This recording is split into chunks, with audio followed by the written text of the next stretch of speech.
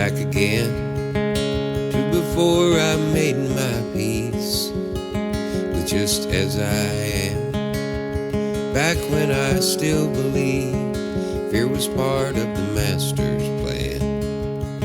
But fear don't allow for just as I am, just as I am. Oh, conditional love, it's the if and when.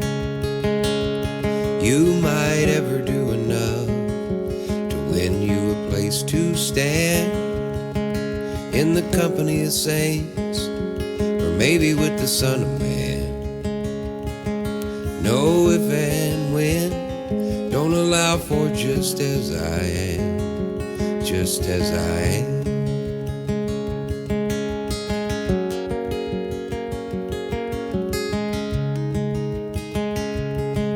At the end of the day, well, I've got my own faith. It's mostly letting go of thinking I know the way. So come what will, and then come what may, I pray a loving heart right here is gonna be okay. All the talk about it, you know what, when who knows when.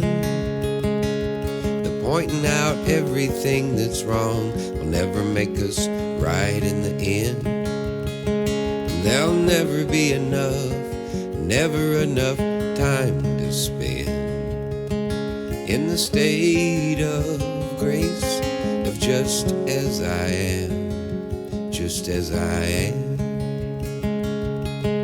So you live and let live, and then you let it be. Maybe try to forgive everyone of everything. You know your life's too short not to hear your heart sing. Every woman and man has a right to just as I am, just as I am. Every woman and man, every woman and man, every woman and woman, man and a man, every woman and a woman, man and a man, every woman and man has a right to just as I am, just as I am. So I don't think I can go back again to before I'd made my peace with just as I am. When there'll never be enough, never enough time to spend in the state of grace of just as I am, just as I am. No, there'll never be enough, never enough time to spend in the state of grace of just as I am, just as I am.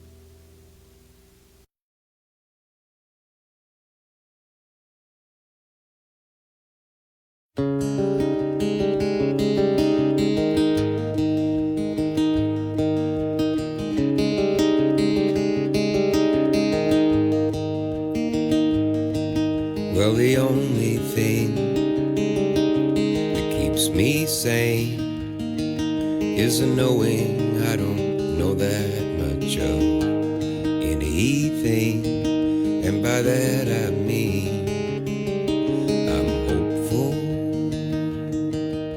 By that I mean I'm hopeful.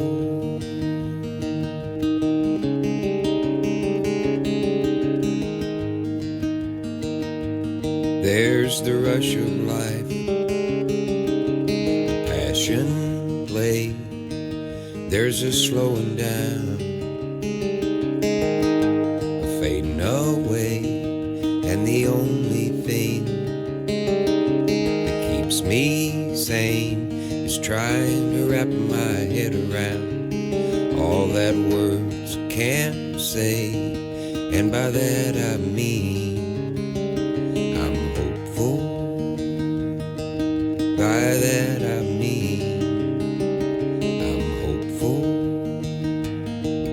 I'll take my place, stand my ground, till I give it up, till I back down.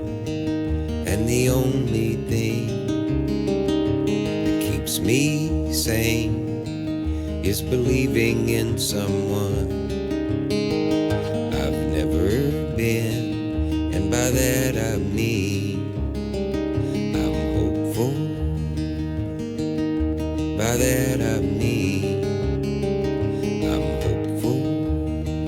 Though I can be a blind man without your eyes, wandering lost, there'd be no surprise. A blind man, but an open book I left beside this road I took.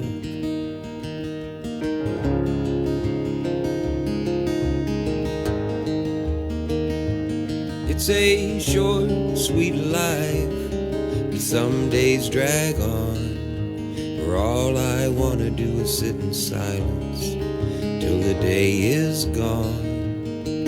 And by that I mean it's the only thing, it's the only thing that keeps me sane. And by that I mean I'm hopeful. By that I mean I'm hopeful. By that I mean I'm hopeful.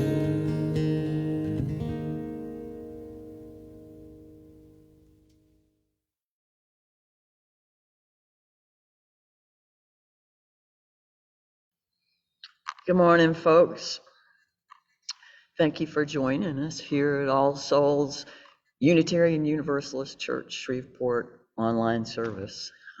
We are continuing this way until the end of the month, and then we're going to check it out and see if we can come back together safely in person some. We will continue to have these services online, even when we come back together. So however it is that you found us, I hope you'll stick around as we go forward. This is a church built on covenant, not creed. We don't have to think alike to love alike. And so whoever you are, however you describe yourself or be descriptors others may assign to you, if you care to be here with us, you are welcome. We endeavor to treat respectfully all of those with differing paths and opinions. It's not easy sometimes, but it is our challenge and it is our covenant. We try to front load these services, which we do as live as possible, staying here with you at the time the service is happening. And if you're watching it later, I think you can still add comments on the Facebook stream that people will see later on. But we front load the services with a little bit of information. And so I want to invite one of our board members, Dawn Subasic, to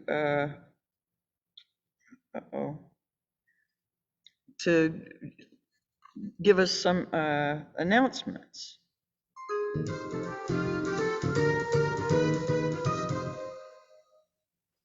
Good morning, everybody. I want to just remind or let everybody know that this week we're going to have virtual coffee hour. It's going to be back, and Saul is going to be hosting that from Minneapolis. So you can join. There's a link here on the email, and I just want to let you know that all of these announcements you can also find in the email that goes out each week. So be sure and check into that. If you're not getting those emails, please let us know. Adult religious education continues is at 9 o'clock every Sunday morning. And this month, the month of January, our volunteer of the month is Bennett Upton. And there are so many things that Bennett has done for this church. He is a very active member. He was served 2 terms as president of the board, and he continues to just give a lot of his time. And if you check this email like that I was talking about, there's just a list of things that he has been involved in and is still involved in. And we thank him so much for all that he gives to our church here.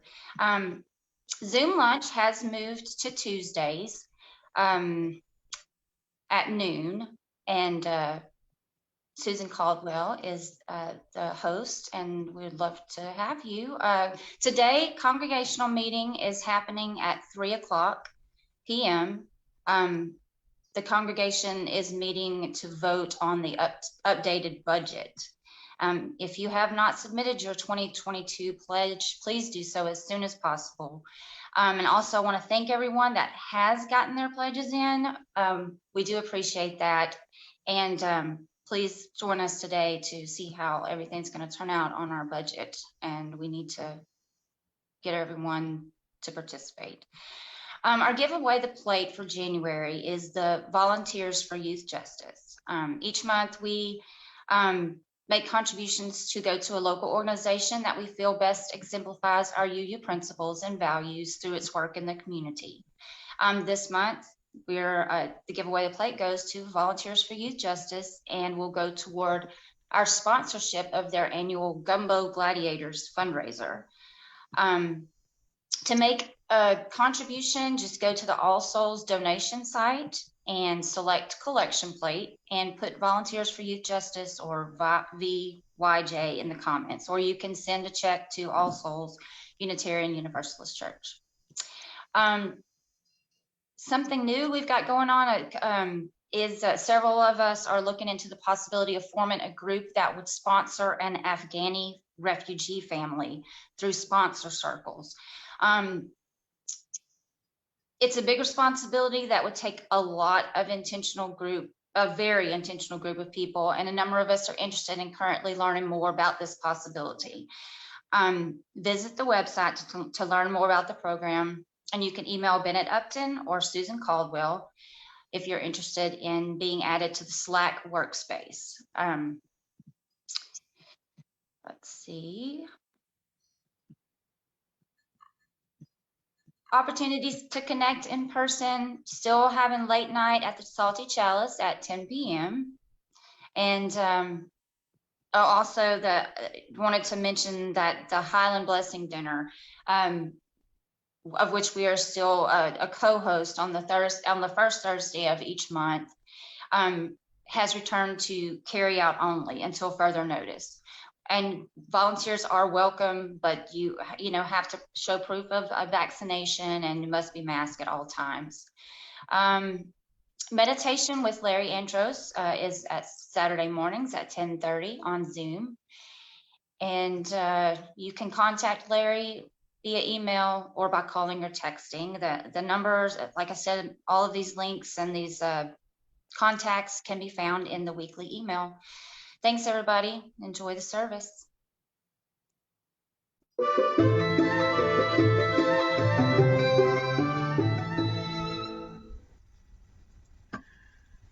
Thank you, Dawn. I really appreciate that. I wanted to let you know that in the adult religious education, we have just finished up our series. There was a discussion of the podcast, Learning How to See. And we're going to, next week, kind of have a where do we go from here meeting, but we are also going to be talking about redistricting in Louisiana because the special session of the legislature dealing with redistricting starts this Tuesday. There's a special rapid response meeting of Together Louisiana that is Monday morning at 8:30. If you are not on the list and would like to be to receive an invitation to that, put that into the comments on Facebook this morning and I'll be sure to look, or you can email me, which I know that information is all over the place and will go into the comments, and you can email or text me and just let me know that you would like to receive that invitation. You do need to register. It is a Zoom, it's a statewide Zoom call, and you need to register for it. But even if you registered at 8:30 tomorrow morning, it will put you right into the call. That's not a problem. So this is very important. It affects the political landscape for the next 10 years because it only happens every 10 years. And there could be, it will not be without a fight, but there could be some very positive changes on the horizon for redistricting, we hope. So by all means, get involved, get educated and get involved. Children and youth religious education, we're still kind of trying to figure it out with everything that's going on with Omicron. We hear kind of conflicting news that things seem to be getting better, but also hospitalizations are still really high. So we continue to kind of scope this out as we go. But we will somehow, even if we do something just outside and fun, I would really like to get the kids together sooner rather than later if we possibly can. And I did want to just add on to the sponsor circles thing that Dawn mentioned about hosting an Afghan family. That's actually moving along. We've gotten quite a few people from outside the church as well as church members who are interested in doing this. We are seriously into the fundraising aspect of it. And there is a webinar that the Sponsor Circles organization sponsors. It'll be this Monday night. I want to say it may be 5 o'clock our time. I can't remember. It's either 5 or 6. But if you go to the website, they have information about the webinar. If you'd like to attend it, it's very detailed. You'll learn a whole lot more about the program. And you can also be a part of the Slack workspace. As Dawn said, we're happy to add you to that. I believe that is all I have for today, and I'm going to stop talking for right now. Thanks.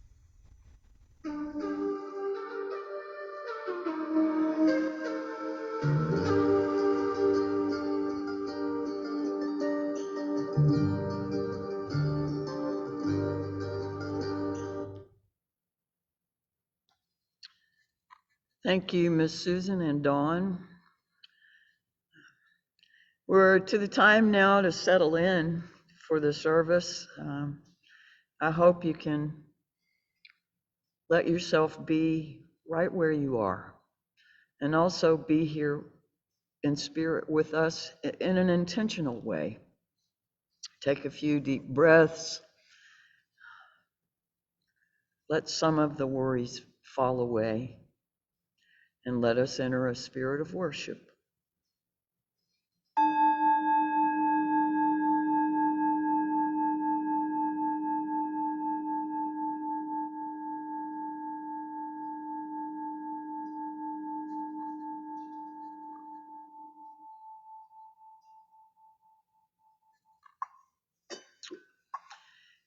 As we create and share sacred space together, let us reflect upon what brings us here. We've all come here for different reasons, from different decisions, faced different challenges, and shared different love. And yet all of our differences have led us to this space, right here, right now. Some believe we are here for a greater purpose. Others hold fast to a claim of complete coincidence. Others still lie somewhere in between. There are so many differences and barriers between each individual. It would seem at times as though the odds were stacked against us becoming one whole, as we believe different things, live and experience different things, and value and hate different things. We are the children of the earth, the children of the stars, the children of God, here as a piece of the ongoing cycles of the universe. We are all different and have different definitions and explanations to who and what and why we are. Perhaps all of them are right. Our revelation is not sealed. Despite all that is different, there's one thing that is certainly the same. Somehow, we are all right here. We're growing and changing and discovering, all here, all together, sharing a sacred space, constantly evolving, constantly changing. Let us continue. Let us change and fight together. Let us adapt together. Let us grow together. And let us worship together. I invite Miss Susan to lead the first part of our chalice lighting this morning. Thank you. And I will have some help from Jackson, Ava, Lily, Natalie, Aubrey, and Noah. We light this chalice to celebrate Unitarian Universalism.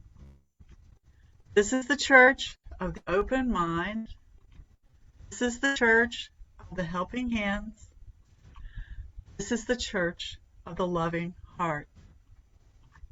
Together, with mind, hands, and heart, we care for the earth and for each other.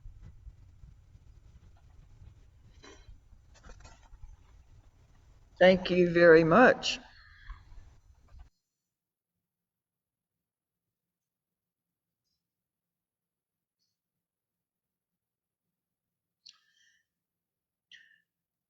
The word courage comes from the Latin cor, which means heart. According to poet Mark Nepo, the original use of the word courage meant to stand by one's core, a striking concept that reinforces the belief found in almost all traditions that living from the center is what enables us to face whatever life has to offer. To encourage means to hearten, to impart strength and confidence. This is our work as a religious community. To encourage one another, to be bold in engaging the world around us, as well as what scares us internally. To give one another the confidence and heart to live as fully as possible. With full hearts, we affirm our relationships with one another. We recognize our agency and our connective power, and we accept our responsibility to be bold and courageous. We light this chalice, symbol of all that we are, all that we have done, and all that we will be as our shared ministry encourages those within and beyond our gathering. I'd like to invite Dawn back to lead our unison affirmation, if you will, Dawn.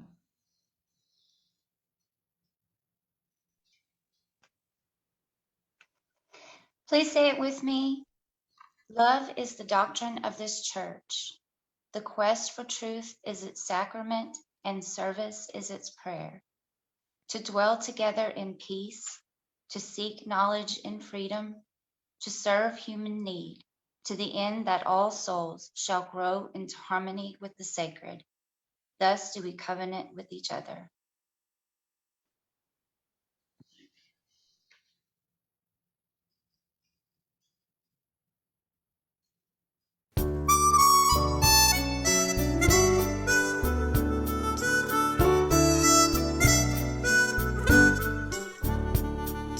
Breathe.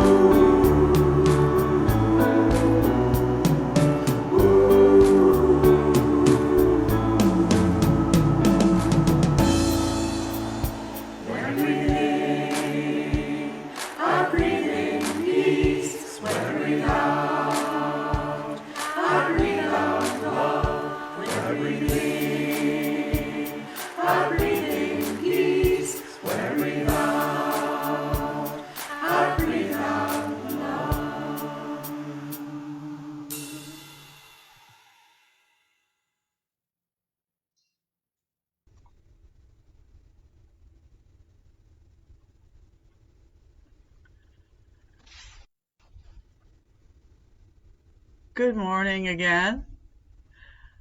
Today, Reverend Barbara is going to be talking some about Thich Nhat Hanh, who was a very famous Buddhist monk who sadly died last week. He was a monk from the time that he was 16 years old until he died at the age of 95. He wanted to be a monk much earlier than that, simply from seeing a picture of a monk in a magazine and thinking that man looks happy and peaceful, and I want that. And so I have a picture.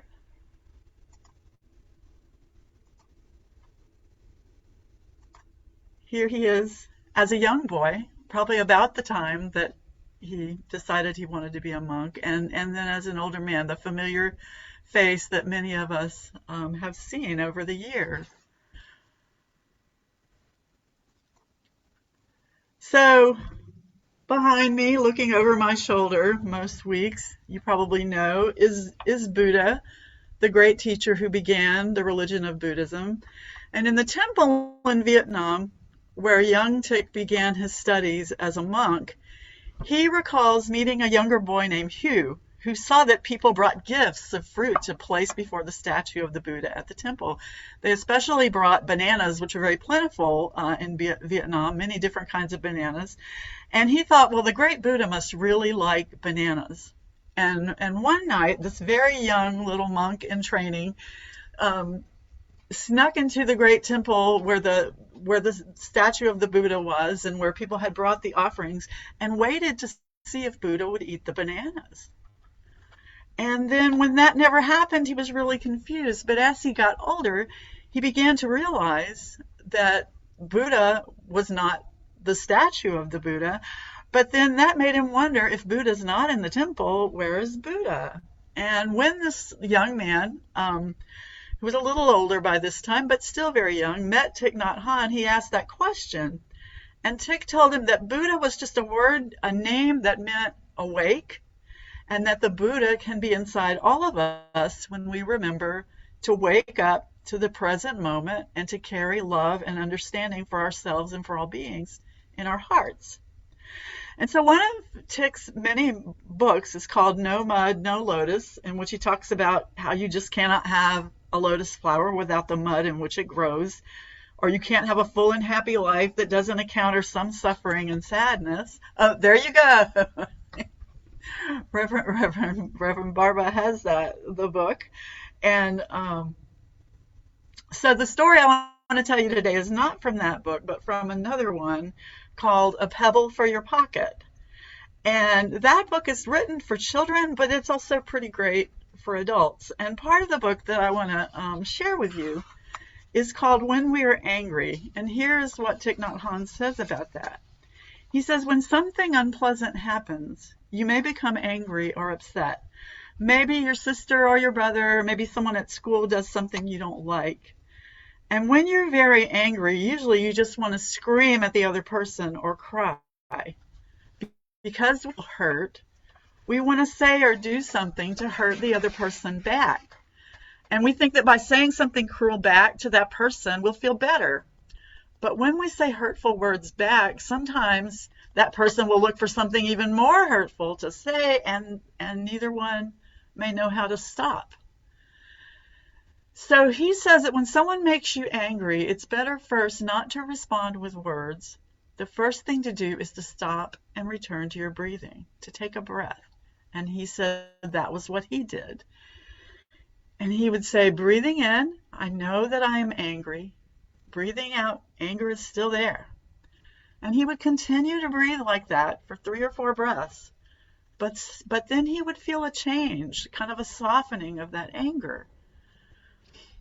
And he said, your anger is part of you, and you shouldn't pretend that you're not angry when you are angry. But he says what we need to learn to do is take care of our anger. And a good way to take care of our anger is to stop and return to our breathing. And he says, think of your anger, he says, as your little baby brother or sister. And maybe if that's not your tenderest thought, maybe you could think of your kitten or your puppy, but something smaller and less powerful than you that you do want to take care of. And if you can think of your anger in that way, Then you would say, breathing in, I know that I am angry. Breathing out, I'm taking good care of my anger. And when you're breathing and saying this, you may still be angry, but you're safe because you are taking care of your anger. You're embracing it the way that a parent would embrace a crying child. And as your temper begins to calm down, you may even say, breathing in, I see the anger in me. Breathing out, I smile at the anger in me. Of course, when you're going about your daily life and these things happen that make you upset or angry, it can be hard to remember to stop and breathe when you get angry. And so he recommends that you go outside, take a walk outside. First of all, just the taking a walk outside can be helpful. But find yourself a pebble that you like. Maybe it's nice and smooth, maybe it's a little rough, but a pebble that you like. And he says if you have a Buddha in your house, sit near the Buddha. If not, find a quiet place, whether it's sitting on the grass outside, on your favorite rock, in your room, wherever, a place that is safe and comforting for you. And take the pebble in your hand and say to the Buddha or to the Buddha within you, here's my pebble. I'm going to practice with it when things go wrong with my day. Whenever I'm angry or upset, I'm going to take the pebble in my hand and breathe deeply. And I will do this until I can be calm. And then put the pebble in your pocket or in your purse or wherever you carry things, and carry it with you as often as possible. And when you're angry, hold it in your hand, breathe deeply, and say, breathing in, I know I'm angry. Breathing out, I am taking good care of my anger. Thanks.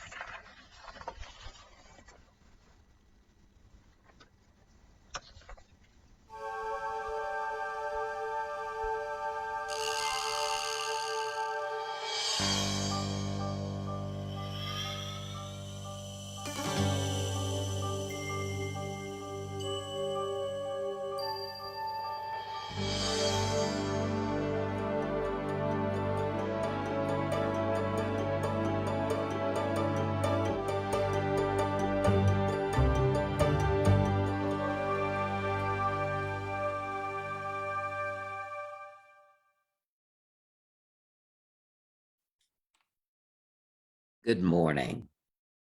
For today's meditation, let yourself find a comfortable position, a position in which your body can be balanced and your spine straight.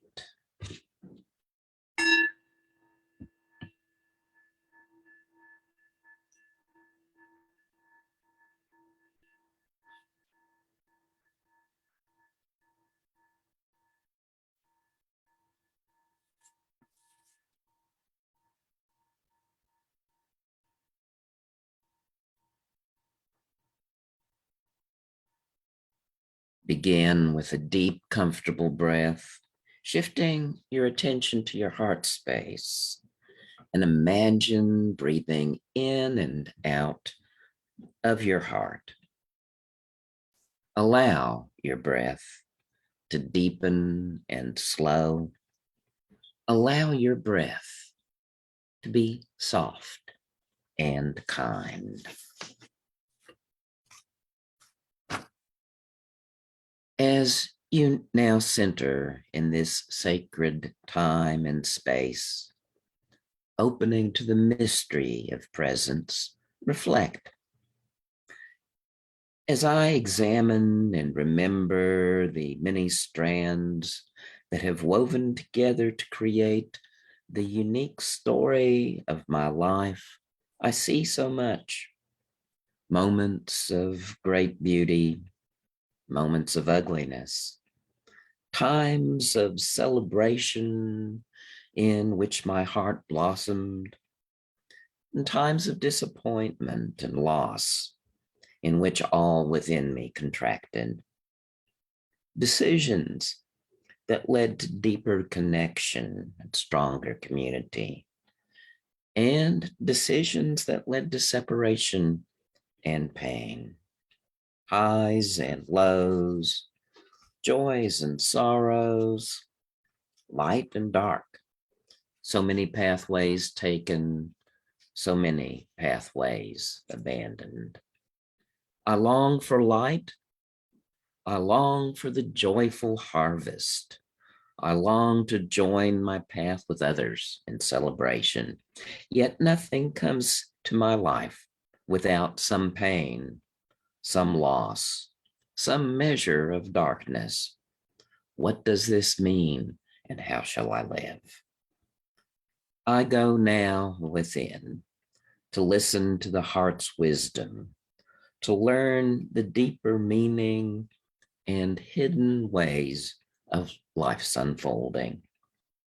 As I look deeply into the flow of life, I learn that I am beholding the mystery of transformation, how life reveals itself in endless unfolding change, in ever-changing circles of interconnection and interbeing. Life is a garden, and in that garden, the cherished fruits and flowers wither and decay, merging into the soil and mud. To the gardener, this is dark and precious treasure. In the flower, I see the dark soil it will become. And in the mud, the flower, the fruit, the celebration already is. In my own life, I behold this mystery, the seasons and cycles of transformation and interbeing. It is my empty moments that have nurtured the ones that can be so full. It is my pain and sorrow that can open my heart to joy. It is the lonely pathways I have traveled that let me celebrate the depth and power of beloved community. It is in the mud I find the lotus. It is in darkness I find what nurtures the seeds of light. Welcome, welcome, welcome all. In this sacred moment, I open wide my heart to embrace the mystery as I center in my breath. As I breathe in, I touch the wordless source of all. And as I breathe out, I embrace the endless wheel of transformation and becoming.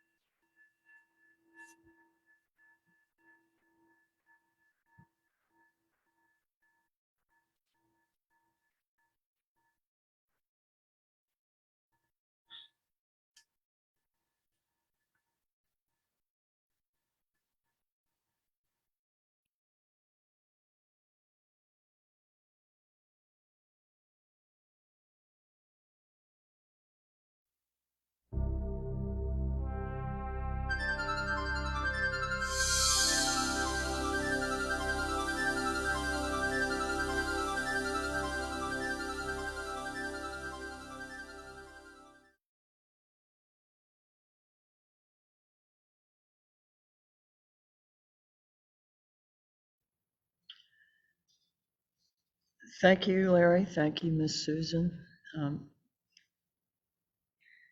Have a couple of readings this morning. The first one comes from a book called How Can I Help? From Ram Dass and Paul Gorman. Sometimes I help and sometimes I don't. I hold the door open for one behind me, or I rush through preoccupied in thought. I vote, but not always. When solicitations come through the mail, some catch my eye or heart, and I send at least something. Others I basket as junk mail. A friend is having a hard time. I think I should phone to see how she is, but I just don't feel like doing it tonight.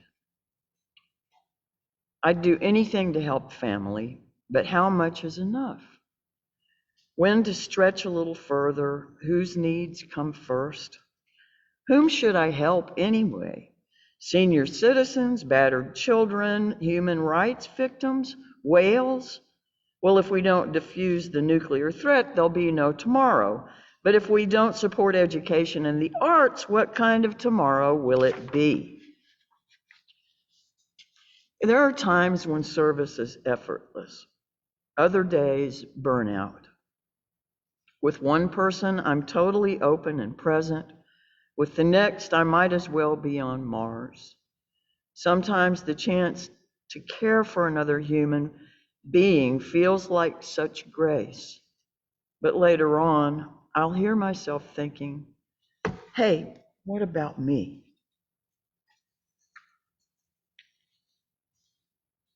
This part comes from No Mud, No Lotus from Thich Nhat Hanh that Miss Susan mentioned just a little bit ago.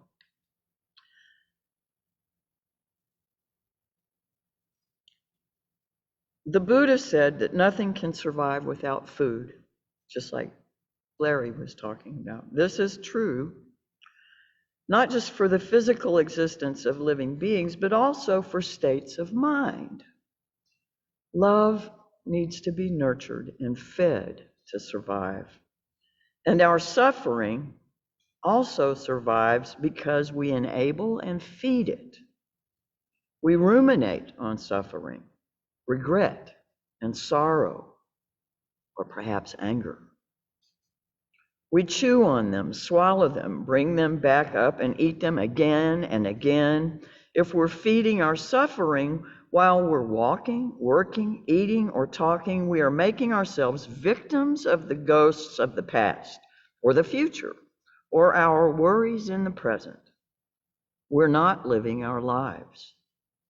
If we try to use consumption to ignore or distract ourselves from our suffering, we end up making the suffering worse. We turn on the television.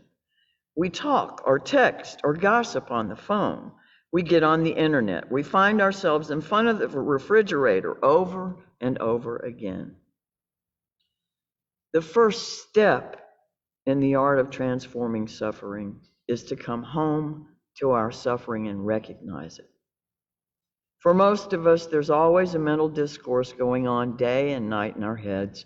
We relive the past. We worry about the future. We don't stop to take a breath, to even notice if we're suffering, until suddenly, seemingly out of nowhere, the suffering overwhelms us.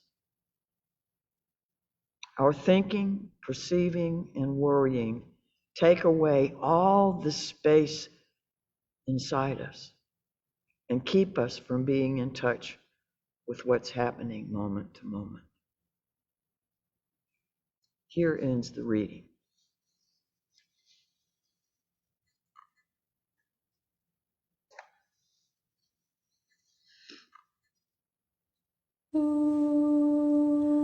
May I be filled with loving kindness. May I be well.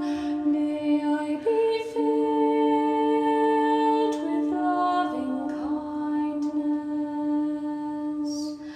May I be well. May I be peaceful and at ease. May I be whole. May you be filled with loving kindness. May you be well. May you be filled with loving kindness.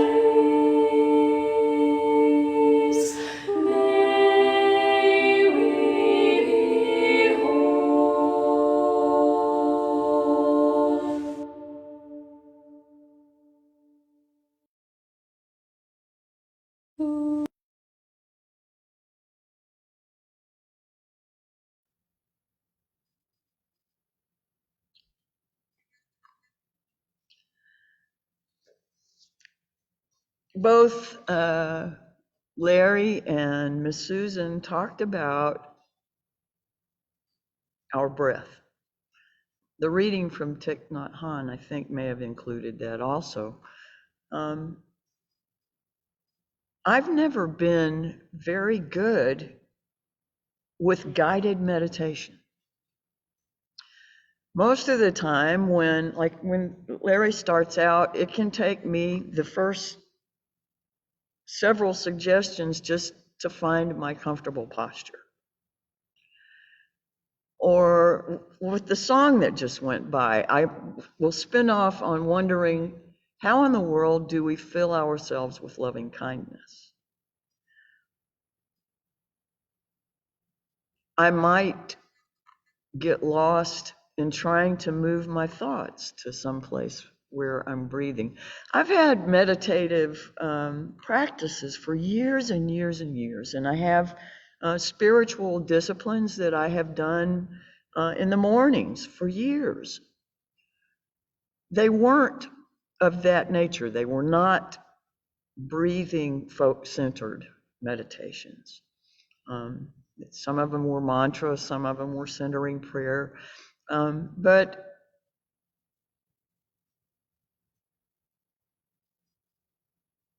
I have mentioned any number of times how many varieties of meditation there are. Much too often, particularly over the last couple of years, when, as I've mentioned before, everybody has some of their multi-track thinking filled up with just the stress of the pandemic. I have particularly failed to direct the intensity of uncomfortable feelings into healthy responses. Like Thich Nhat Hanh pointed out, most of the time, I don't recognize the overwhelm coming until it has arrived. I don't stop nearly often enough along the way to take a breath and check in with me, my spiritual, mental, emotional state. Many of you know I spend a good deal of time with a family member who over time has become more complicated, or communication has become more of a struggle. On those harder days, I find that I start out with loving intentions, doing what I can to navigate what feels like a labyrinth maze and still be able to accomplish the necessary tasks. And then at some point, after several hours, that overwhelm hits. My voice becomes clearly other than kind. Any nimbleness or agility to dodge snares or buoy the conversation against the pull of the dark vanishes. Patience goes out the window, down the drain, evaporates into thin air. The frustration, sadness, difficulty, despair is the mud. And I am clearly railing against it, as is that person. Rather than noticing and acknowledging that it is what it is, but the responsibility is mine. No one enjoys the result, and I always feel frustrated with how frustrated I get. All those meditative practices that did not involve my breath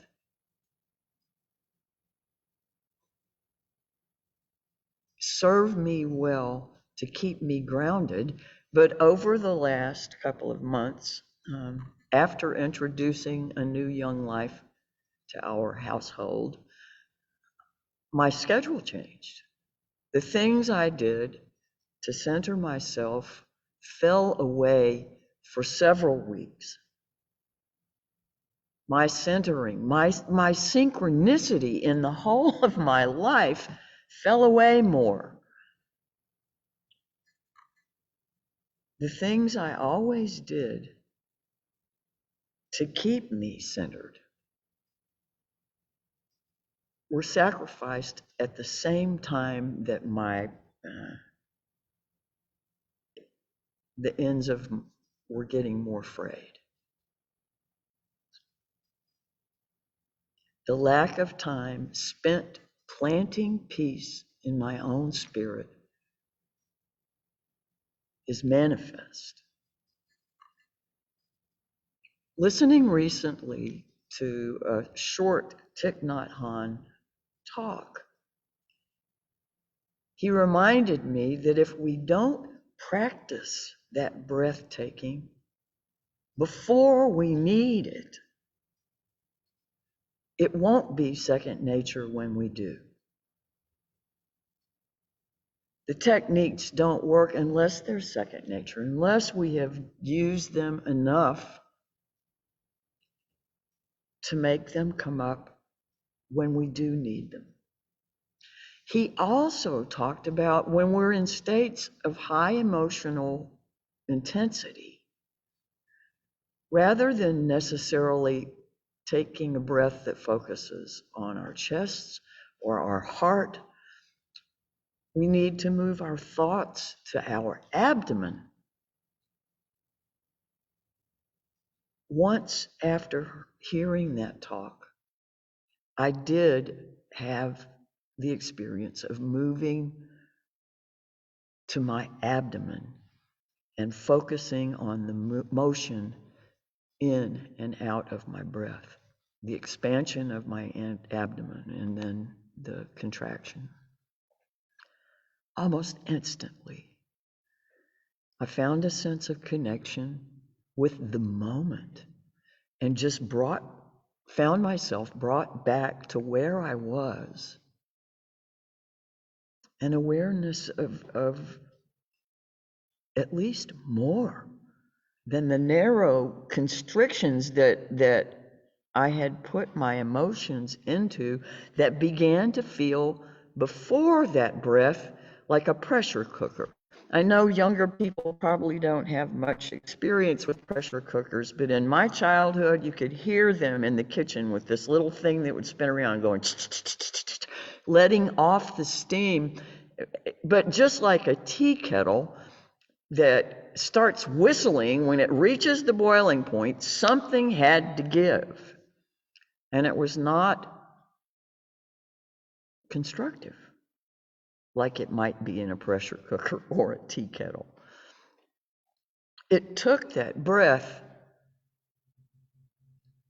that I had not practiced using, had not made second nature, to change the way I related to what felt like suffering to me, even though it may have been nothing like the suffering that brings others to their awakenings. Even when I have done my morning practices, they have generally not included breath-centered mindfulness. Focus, whether on breathing or on a teacher, has never come naturally for me, which is, of course, all the more reason to practice mindfulness prior to the need for focus. I have since begun to incorporate a little simple, mindful breathing into my day every time I think of it. And I'm trying to think of it. No matter what else I'm doing, I take a breath, check in with my internal climate, and remind myself this is preparing to better remember and utilize these reserves when they most count. So many of you are probably already quite adept at such practices. Not so long ago, I would have thought myself better at it. But I'm here to say the garden needs perpetual care. It can get away from us more easily than we might think. I have a new practice. I've begun to rearrange the mornings that got filled and rescheduled to restore my original exercises. And my newly established, more clear intention to practice being present with the mud is a part of it, and a part scattered through my day. Acknowledging the feelings in the moment while staying aware of the moment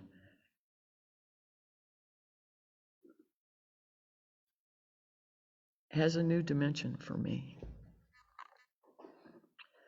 I know that breathing doesn't just have to focus on my heart. I know that catching a breath can be enough to help me notice that I'm frustrated or angry or sad.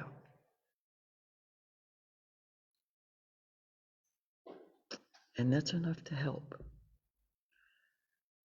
The world always needs far more peaceful spirits, grounded individuals who can question their own habits, who can see their own suffering and the suffering of others and not run from it. Often I mention that there are myriad methods of meditations, centering and plugging into the present. If you already have practices, I would encourage you to stay open to the possibility of something new or a different tool in practice. But mostly, don't let what you have slip away if you can help it. And again, if you're not one of those people who already has established practices, that sort of routine, let me encourage you to find methods and tools that can serve you. They can disrupt shame, they can disrupt anger, they can disrupt fear, they can disrupt sadness. All of them will be such a gift and relief to you.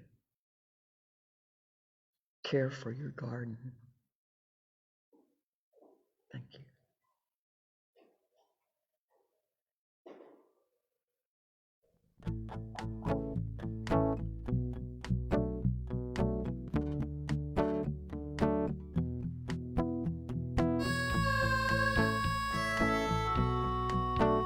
Please sing along.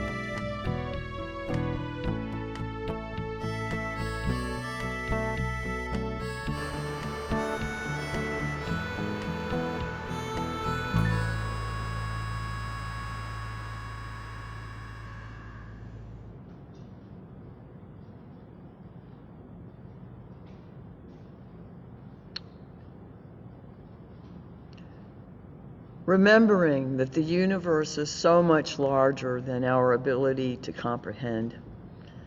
Let us go forth from this time together with the resolve to stop trying to reduce the incomprehensible to our own petty expectations, so that wonder, that sense of what is sacred, can find space to open up our minds and illumine our lives. From Thich Nhat Hanh, the seed of suffering in you may be strong, but don't wait until you have no more suffering before allowing yourself to be happy. Sometimes your joy is the source of your smile, but sometimes your smile can be the source of your joy. Walk as if you are kissing the earth with your feet. To be beautiful means to be yourself. You don't need to be accepted by others. You need to accept yourself. Letting go gives us freedom, and freedom is the only condition for happiness. If in our heart we still cling to anything, anger, anxiety, or possessions, we cannot be free. From Stephen Papa, if we would but allow the majesty of creation to be, it would bless us. If we would incorporate the myriad aspects of creation instead of trying to incarcerate them, the war would end. If we could accept ourselves, maybe then we could accept others. If all these questions add up to confusion, all these answers add up to one affirmation. Love life, and it will bless you.